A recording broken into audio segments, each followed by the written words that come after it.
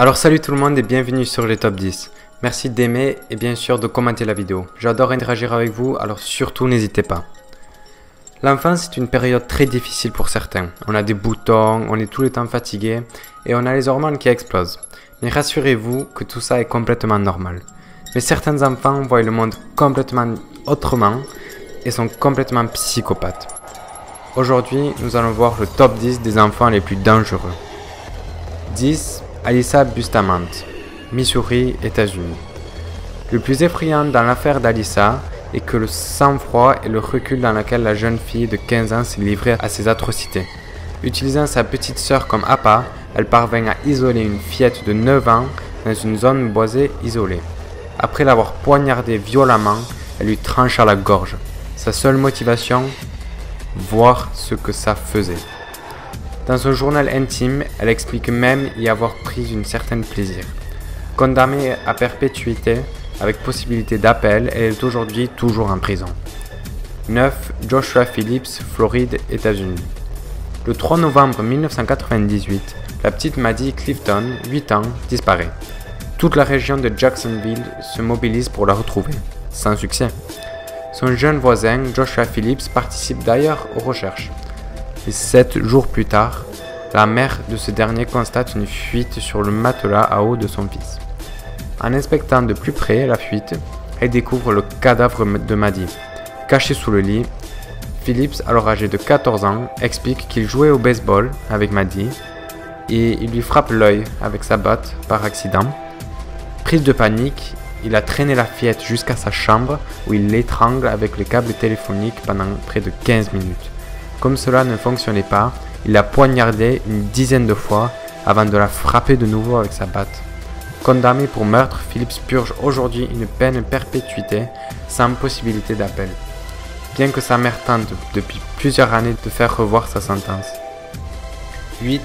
Jasmine Richardson et Jeremy Stank, Canada. Les parents de Jasmine, alors qu'elle était âgée de 12 ans, lui interdit de voir son petit ami, un homme de 23 ans appelé Jeremy Stank.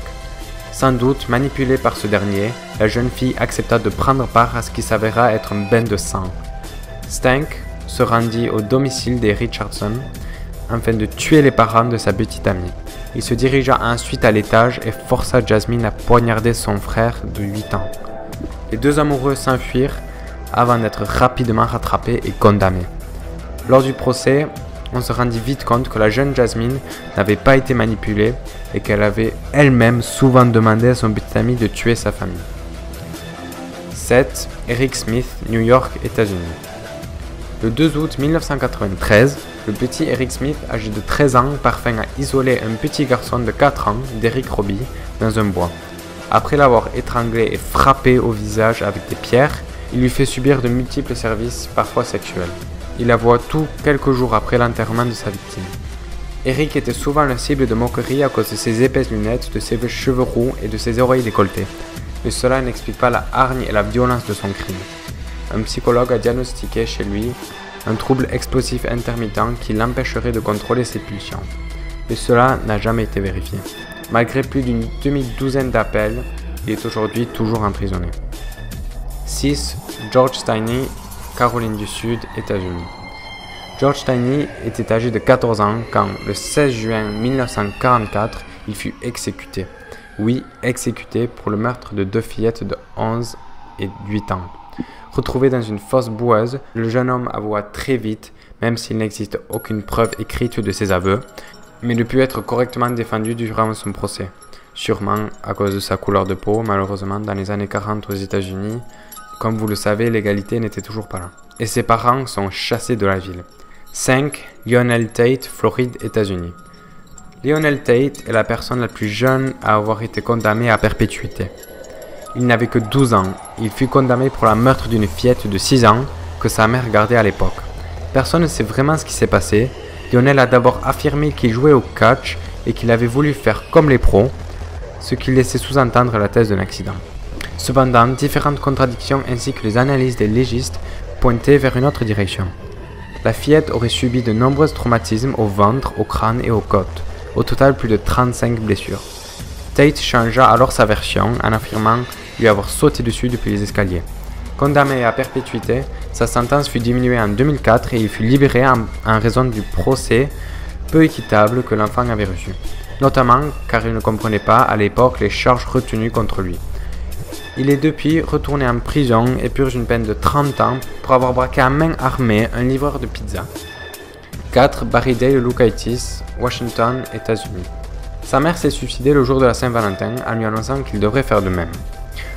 Le fait d'être souvent moqué et brimé à l'école n'a pas dû beaucoup aider non plus. Toujours est-il qu'un jour de février, Barry fait éruption dans son cours de mathématiques, vêtu comme un cow-boy et armé comme tel.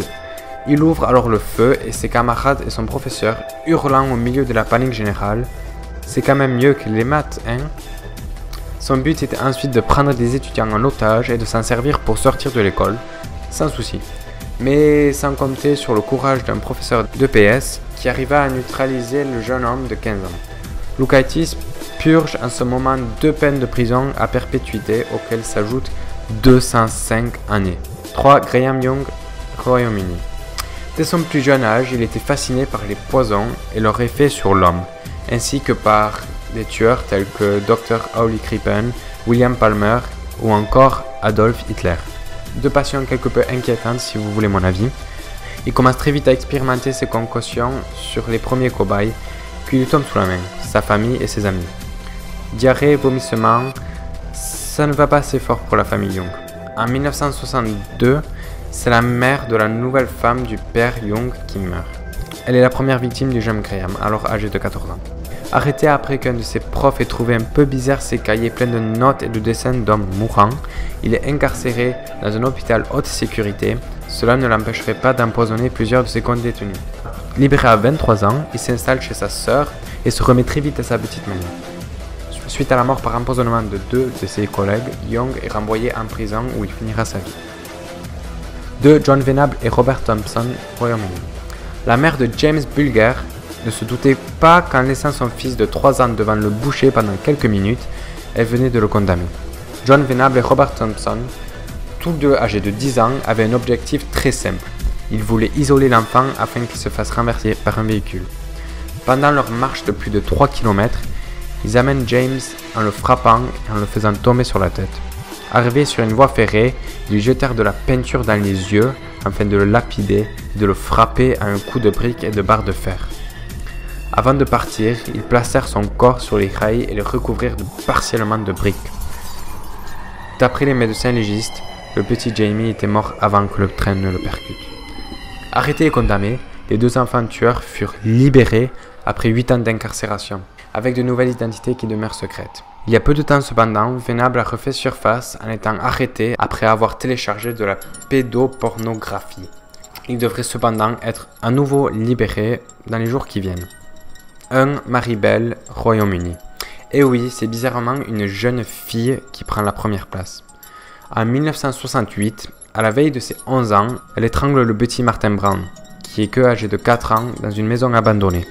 Quelques jours après, accompagnée d'une de ses amies, elle rentre par effraction dans une orphelinat et saccage l'endroit.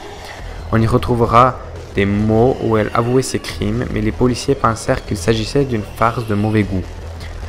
En juillet de la même année, les 2 fillettes kidnappèrent Brian Howe, un garçon de 3 ans, avant de le tuer dans une friche avoisinante. Le garçon fut étranglé avant que Marie ne grave un M sur son ventre à l'aide d'une lame de rasoir. La fillette en a profité pour couper quelques cheveux de sa victime, lui lacérer les jambes et mutiler son sexe. Les spécialistes qui traitent Maribel pendant et après son procès expliquent son comportement psychopathe par l'enfance très difficile de la jeune tueuse. Sa mère, prostituée, aurait à plusieurs reprises tenté de la tuer. Elle l'aurait ailleurs forcée à avoir des relations sexuelles avec certains de ses clients. Tout cela avant l'âge de 10 ans. Elle est sortie de prison en 1980 à l'âge de 23 ans et est toujours en vie et en liberté de nos jours. Alors voilà, merci beaucoup d'avoir regardé la vidéo.